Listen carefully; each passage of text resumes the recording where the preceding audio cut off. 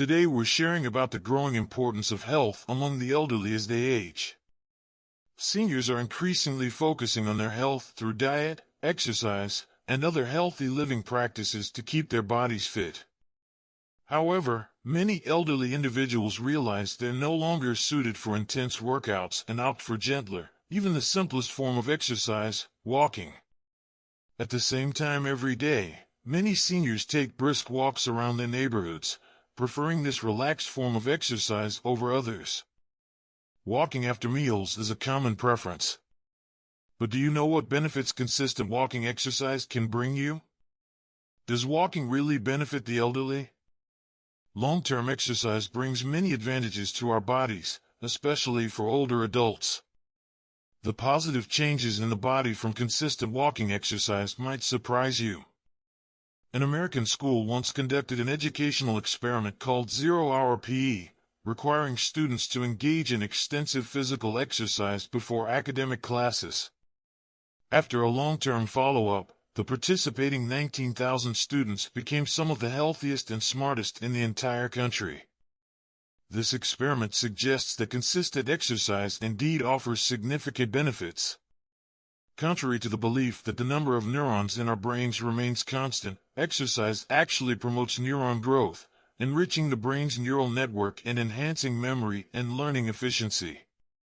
For young people, exercise promotes brain development, while for the elderly, it can slow down cognitive decline. As Rousseau once said, "My body must move continually for my brain to start working."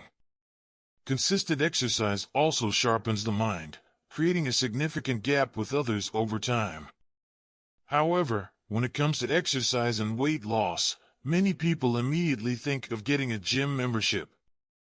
In reality, exercise is inexpensive, and you don't necessarily need an upscale gym membership or to run 5 kilometers every day.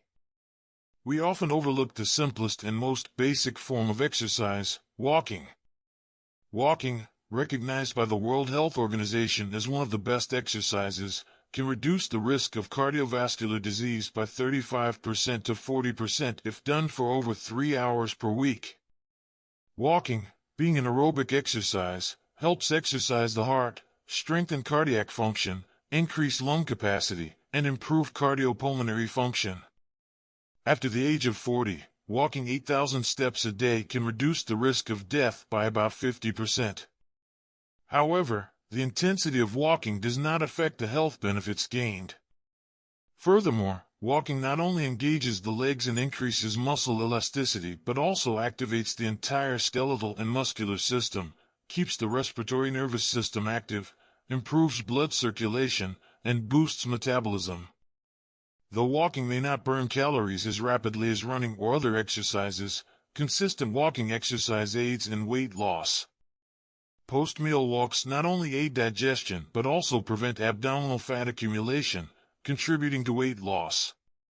Walking stimulates the production of endorphins, natural painkillers that also induce sleep. Additionally, regular exercise regulates our biological clock, improving sleep quality, relieving stress, reducing insomnia symptoms, and even alleviating depressive moods. Walking is easier to maintain compared to other forms of exercise, contributing to health. It's the simplest and most sustainable form of exercise. Long-term commitment to walking helps maintain physical mobility and independent living skills, especially for the elderly, improving overall quality of life.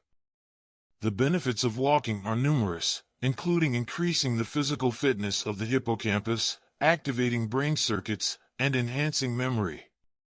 However, just like using gym equipment, there's a correct and healthy way to walk. Correct walking posture is crucial for health. Incorrect posture can burden the body. Some people drag their feet when walking, leading to worn-out shoe soles. Others habitually walk on tiptoe or with a tilted body, which is incorrect. Overstriding while walking can strain the joints. In daily life, being glued to screens has become common. Many people walk with their heads down, engrossed in their phones. However, prolonged downward gaze can cause stiff neck muscles, leading to muscle atrophy or spasm in the neck muscles and cervical spine deformity. Ideally, the head and neck should be slightly raised while walking, with the chin up and shoulders pulled back for better concentration and improved breathing. Additionally, in parks or neighborhood gardens, some people walk with their hands behind their backs, thinking it's normal. However, prolonged walking in this position can cause arm deformation. Proper foot placement during walking is also crucial. The correct way is to land on the heel, shift the weight forward, and then land on the entire foot. Finally, walking gait also requires attention. An abnormal gait may signal underlying health issues. For instance, a hurried gait, characterized by small, fast steps, may indicate Parkinson's disease, commonly seen in middle-aged and elderly individuals. Parkinson's causes muscle stiffness and poor coordination, leading to shortened strides while walking. Similarly, an ataxic gait, often termed drunken gait, is typical in conditions like cerebral hemorrhage or cerebrovascular accident. The affected individual sways while walking, appearing on the verge of losing balance. Walking holds tremendous benefits for our health, and its simplicity makes it easy to commit to long-term. However, paying attention to correct walking posture and gait is essential for maximizing these benefits and ensuring overall well-being. That wraps up today's sharing. Thank you for tuning in. If you enjoyed Buddha Meditation Channel, don't forget to subscribe and share. You'll never feel alone here.